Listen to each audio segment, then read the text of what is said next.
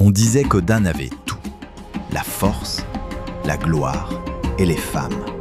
Beaucoup trop de femmes. Mais personne ne raconte comment tout ça s'est retourné contre lui. Il n'était plus un homme, il était une légende vivante.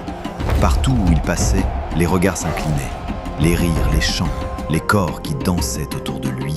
Et lui, dans un sourire d'orgueil, murmurait souvent « Même les dieux veulent être à ma place. » Ce qu'il ignorait, c'est qu'un dieu, justement, allait le faire tomber. Avant qu'on le craigne, Odan n'était qu'un enfant maigre, silencieux, un garçon que tout le monde moquait. Hey, c'est Odan, le grand guerrier, celui qui a perdu contre une chèvre. Même son père disait « Ce garçon ne tiendra pas 3 secondes dans l'arène de combat. » Mais Odan ne disait rien. Il observait ceux qui s'entraînaient. Il notait les gestes, les erreurs, les techniques. Et chaque nuit, pendant que le village dormait, il s'entraînait, pieds nus, seul. Il tombait, il se relevait, encore et encore. Ce qu'il voulait, c'était qu'un jour, il baisse les yeux. Un jour, il les ferait tous taire. Et dans l'ombre, une seule le regardait vraiment, Kimi. Elle restait à distance, silencieuse.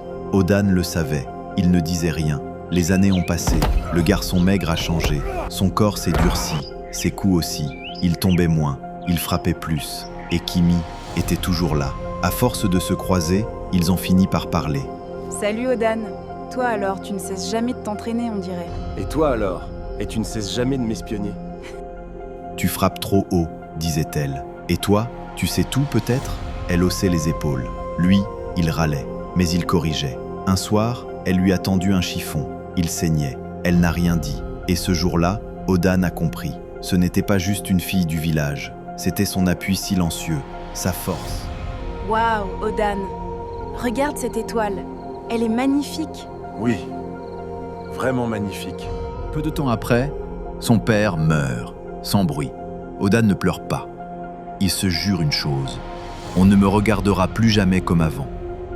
Il ne voulait plus apprendre, il voulait dominer. Et puis vient le jour. Odan est allé à l'arène. Les anciens l'attendaient. Le cercle était ouvert, personne n'y croyait. Mais lui, oui. Il a enchaîné les prises.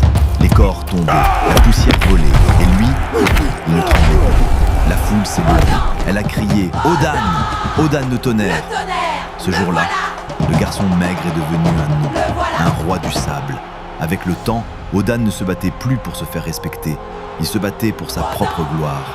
Plus la foule criait, plus Odan levait le menton. Il ne saluait plus ses adversaires, il les méprisait. Kimi voyait ce